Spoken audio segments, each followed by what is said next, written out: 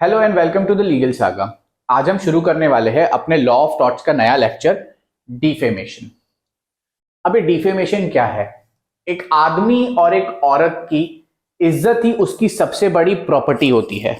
ये मैं नहीं कहता, ये कहा गया है डिक्सन वर्सेस होल्डन के केस में 1869 में कि आपकी इज्जत, आपकी रेपुटेशन आपकी सबसे बड़ी प्रॉपर्टी है या आपकी प्रॉपर्टी से भी ज्यादा वैल्यूएबल है। तो एज पर विनफील्ड, समाज में इज्जत खराब होना, समाज में आपकी रेपुटेशन खराब होना, सोसाइटी में आपकी रेपुटेशन खराब होना कहलाता है डिफेमेशन। जब आपकी रेपुटेशन पे हर्ट होता है, आपकी रेपुटेशन को नुकसान पहुंचता है, तो ये कहा जाता है कि आपको डिफेम किया गया है। डिफेमेशन सिविल रॉन्ग भी है और क्रिमिनल रॉन्ग भी है। तो ये सामने वाले की चॉइस है कि उसको रिलीफ लेने के लिए किधर जाना है। वो चाहे तो इसके लिए सिविल रेमेडी भी ले सकता है, वो चाहे तो क्रिमिनल रेमेडी भी ले सकता है। इंग्लिश लॉ में डिफेमेशन जो है वो दो टाइप का होता है। पहला है आपका लाइबल, दूसरा है स्लैंडर। लाइबल बोला जाता है परमानेंट फॉर्म ऑफ रिप्रेजेंटेशन, मतलब आपने सामने वाले की ऐसी बेइज्जती करी जो आपने लिखित तौर पे करी। मैगजीन में उसके बारे में कुछ लिख दिया, न्यूज़पेपर में उसके बारे में कुछ लिख दिया जो कि सच नहीं था, तो ये कहलाया जाएगा लाइबल। ऐसी बेइज्जती जो आपने स्पोकन वर्ड्स में करी, आप किसी से पार्टी में मिले, उसके खिलाफ आपने XYZ कुछ कुछ बोल दिया, तो वो कहलाया जाएगा स्लैंडर, स्पोकन वर्ड्स में करी हुई बेइज्जती। अच्छा, इंग्लिश लॉ में जो डिफेमेशन है, लाइबल और स्लैंडर, ये सिर्फ आपकी इंफॉर्मेशन के लिए था, क्योंकि हमारे इंडिया में ऐसा कुछ नहीं होता है। लाइबल और स्लैंडर नाम का हमारे यहां सिर्फ और सिर्फ डिफेमेशन ही होता है और कहलाया जाता है। अब हम देखते हैं एसेंशियल ऑफ डिफेमेशन। सबसे पहले है the words must be false and defamatory, यानी जो शब्द बोले गए हैं वो झूठे होने चाहिए। ये सबसे बड़ी एसेंशियलिटी है अगर आपको डिफेमेशन प्रूव करना है। इसको समझिए केस लॉ से, south Indian railway versus Ramakrishna. इसमें क्या हुआ था, टीटी ने रामाकृष्ण को बोला कि I suspect you that you are travelling without a ticket, मेरे को ऐसा लगता है कि आप बिना टिकट के ट्रेवल कर रहे हो। तो इसमें रामाकृष्ण जी ने क्या किया, उन्होंने झट से टिकट निकाली और टीटी को दिखा दिया। इसके बाद उन्होंने टीटी के ऊपर केस ठोक दिया कि भाई आप मेरे को डिफेम कर रहे हो। तो यहां कोर्ट ने बोला कि यहाँ पे कोई डिफेमेशन नहीं है, जो टीटी काम कर रहा था वो एक बोनाफाइड एक्ट है, ये उसका काम है। बहुत सारे ऐसे लोग होते हैं जो बिना टिकट के ट्रेवल करते हैं, तो ये टीटी का काम है, यहां आपको पर्टिकुलरली डिफेम नहीं किया जा रहा है। तो पहला एसेंशियल हो गया the words must be false and defamatory.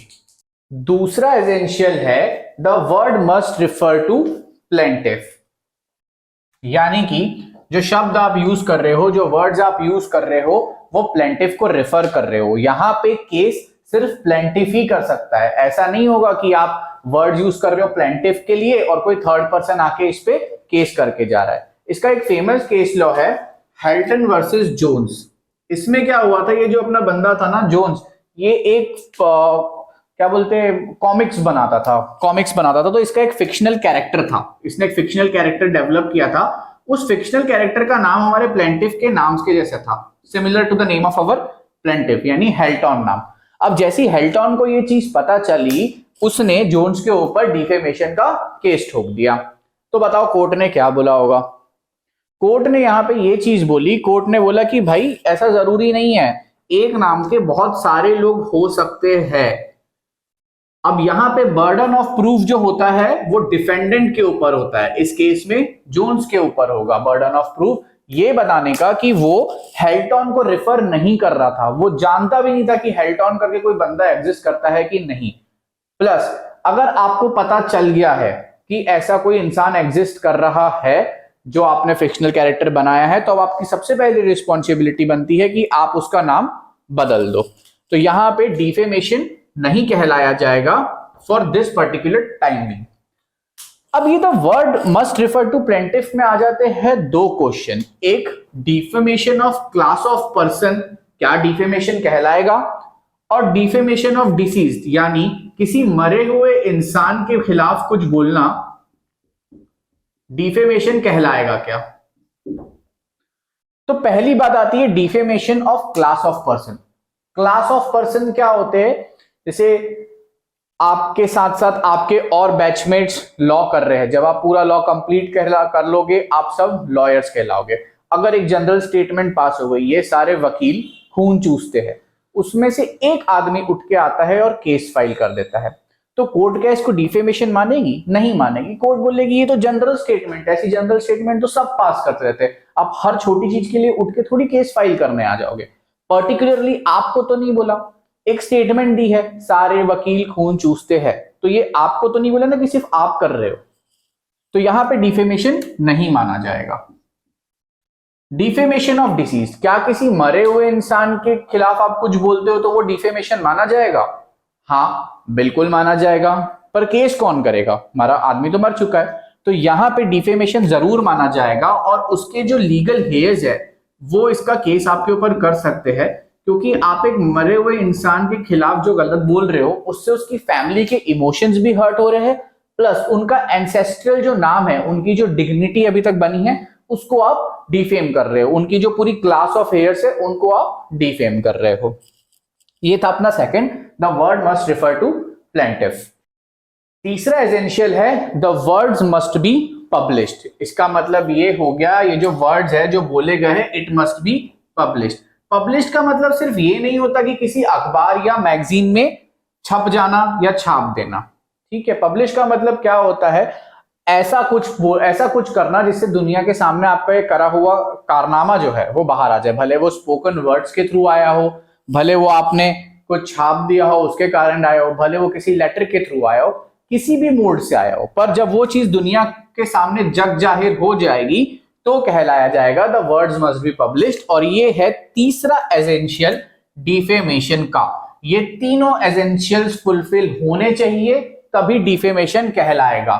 जो शब्द बोले गए या लिखे गए वो झूठे होने चाहिए, जो शब्द बोले गए वो प्लेंटिफ को ही रिफर करने चाहिए, जो शब्द बोले गए हैं वो पब्लिश होने चाहिए, यानी दुनिया के सामने आने चाहिए।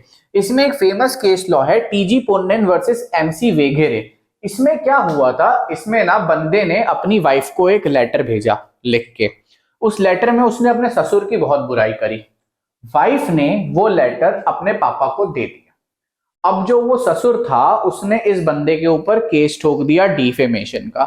तो कोर्ट ने बोला कि नहीं, ये डिफेमेशन नहीं कहलाएगा। क्यों नहीं कहलाएगा? पहला रीजन, लेटर एक पर्सनल चीज है, पब्लिक नहीं है।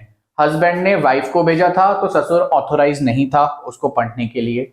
सेकंड, सेक्शन 122 एविडेंस एक्ट का ये बोलता है कि हस्बैंड और वाइफ के बीच के जो कम्युनिकेशंस होते हैं वो एकदम पर्सनल, निजी माने जाएंगे और उसको किसी भी तरीके के एज एन एविडेंस में यूज नहीं किया जाएगा। तो मान लीजिए अगर ऐसा होता कि ये लेटर भेजता किसी थर्ड पर्सन को जिसमें उसने अपने ससुर की बुराई लिखी थी, और वो थर्ड पर्सन उसके ससुर को वो लेटर दे देता, तो वो भले डिफेमेशन होता, बट इस केस में नहीं होगा। क्यों? क्योंकि यहाँ पे हस्बैंड और वाइफ के बीच कम्युनिकेशंस इन्वॉल्व है। अब हम देखते हैं हमारा last point, defences to defamation. क्या बहाने हैं या क्या डिफेंसेस है कि अगर आपके ऊपर डिफेमेशन का केस कर दिया जाए तो आप बच सकते हो। टोटल आपके पास 3 डिफेंसेस है। सबसे पहला है जस्टिफिकेशन ऑफ ट्रुथ। आप ये प्रूव कर दो कि ये जो चीज आप बोल रहे हो या जो चीज आपने लिखी है ये सब सच है और आपके पास फैक्ट्स है, you are backed up with the facts, आपके पास प्रूफ है ये सारी चीजों का। अगर आप ये सब प्रूफ कर देते हो कि आपके पास सारे सबूत है तो आपको डिफेंस मिल जाएगा। दूसरा है फेयर कमेंट। फेयर कमेंट का मतलब क्या होता है? Expression of opinion. मतलब मेरा जो ओपिनियन है मैं उसको एक्सप्रेस कर रहा हूं।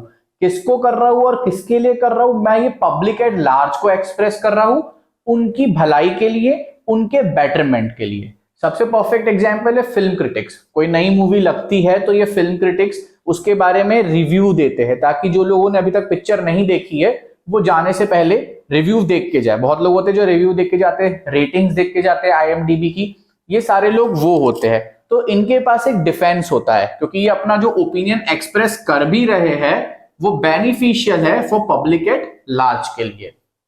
थर्ड आता है प्रिविलेज। प्रिविलेज मतलब आपको एक तरीके का कोई एडिशनल फीचर मिल गया है। एक एडिशनल बोल सकते हैं कि आपके पास पावर है कि अब आप कुछ कर रहे हो और आप डिफेमेशन के लिए लायबल नहीं रहोगे। ये दो टाइप का होता है, एब्सोल्यूट और क्वांटिफाइड। एब्सोल्यूट मतलब आपके पास पूरा कंप्लीट डिफेंस है। जैसे आप देखते हो, इसका परफेक्ट एग्जांपल है पार्लियामेंट।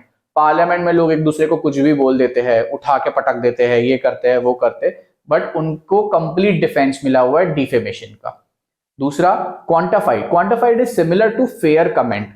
अंतर यहां आ जाता है कि यहाँ पे ना जो सामने वाला स्टेटमेंट्स दे रहा है वो उसको लगता है कि उसकी लीगल रिस्पॉन्सिबिलिटी है कि वो पब्लिक एट लार्ज को वो चीज बताए, भले वो चीज पब्लिक एट लार्ज के बेनिफिट के लिए हो या नहीं हो, भले वो चीज से कोई डिफेम हो रहा हो या नहीं हो, जैसे कि न्यूज एंकर्स। तो ये था हमारा पूरा कॉन्सेप्ट डिफेमेशन का। यहाँ हमारा वीडियो खत्म होता है। अगर आपको वीडियो अच्छा लगा तो प्लीज लाइक करें, कमेंट करें और वीडियो को शेयर करें और सब्सक्राइब करें the legal saga. Thank you.